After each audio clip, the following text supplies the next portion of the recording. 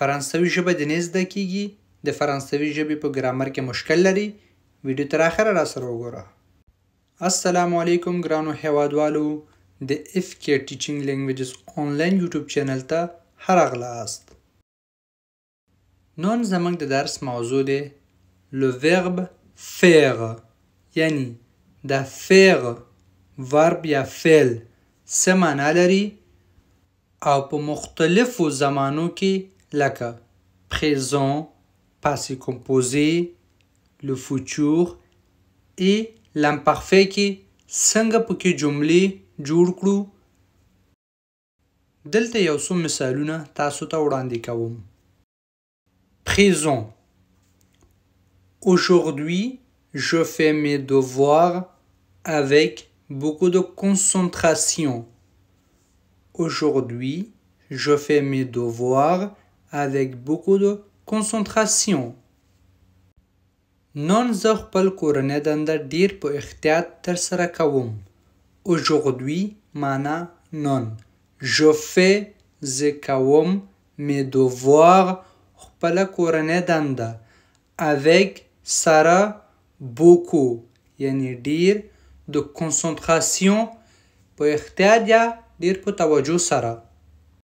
concentration معنا توجه، احتیاط، لکه څنګه چې په دې جمله کې je fais یعنی زه ترسره کوم je fais راغلی دی، مطلب دا چې دغه جمله په présent کې دی یا په موجوده وخت کې دی. Passé composé. Hier, j'ai fait une longue promenade au parc. Hier, j'ai fait une longue promenade au parc. پرون ما په پارک کې په خپو ډیر مزل وکړ. Hier پرون j'ai fait ما وکړ une longue promenade یو اوږده پیاده‌روي یا په پښو مزل au parc په پارک کې. لکه څنګه چې په دې جمله کې j'ai fait راغلی یعنی ما وکړ، دا په تیر وخت کې دی یعنی کار پرون ترسره شوی دی.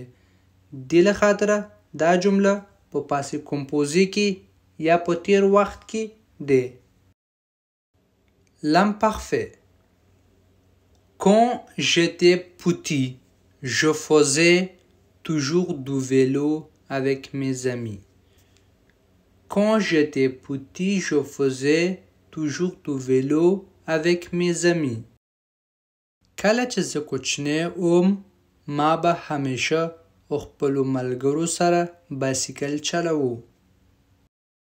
Quand j'étais petit کله چې زه کوچنی وم je faisais toujours du vélo ما همیشه بایسکل چلوو avec mes amis خپلو ملګرو سره. L'imparfait همیشه په هغه وخت کې استعمالو کله چې مونږ د تیر وخت خاطراتو یا د یادونو خبرې کوو یا یو چاته یو کیسه کوو، نو په هغه وخت کې l'imparfait استعمالوو. لکه څنګه چې دلته اوس د تیر وخت خاطراتو خبرې کوو. quand j'étais petit کله چې زه کوچنی وم je faisais toujours du vélo یعنی ما همیشه بایسکل چلوو، یعنی د تیر وخت یادونو خبرې کوو، نو په دغه وخت کې l'imparfait استعمالوو. futur.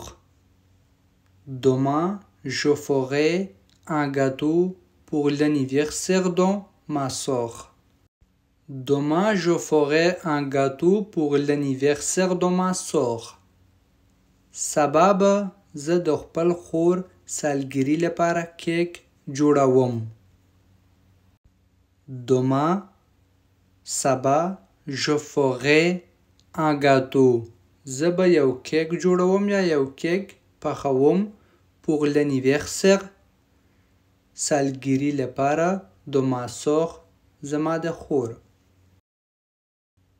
futur همیشه په هغه وخت کې استعمالو کله چې موږ په راتلونکي وخت کې خبرې کوو، لکه یو کار هم ترسره کړی نه وي خو لیکن غواړو چې سبا ته بل سبا ته یو هفته وروسته 2 هفتې وروسته هغه کار ترسره کوو نو په هغه وخت کې فوچوغ استعمالوو. لکه څنګه چې په دې جمله کې اوس کار لا نه دی ترسره شوی. دوما یعنی سبا ترسره کیږي. Je ferai un gâteau. زه به یو کیک جوړوم.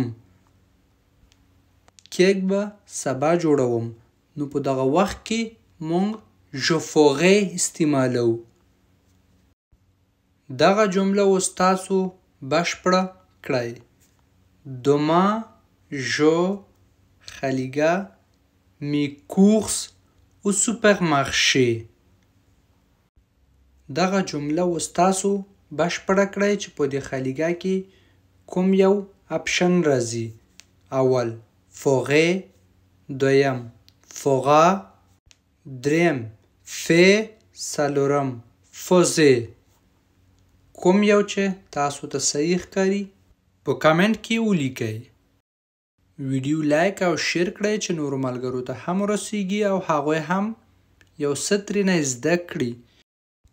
همداسې نورو ویډیوګانو لپاره FK Teaching Languages آنلاین یوټیوب چینل سبسکرایب کړئ. زنګ په علامه باندې کلیک کړئ چې هر کله یو نوی درس اپلوډ کړو نو تاسو لپاره یو نوټیفیکیشن یا خبرداری درشي او تاسو ویډیو ووینئ.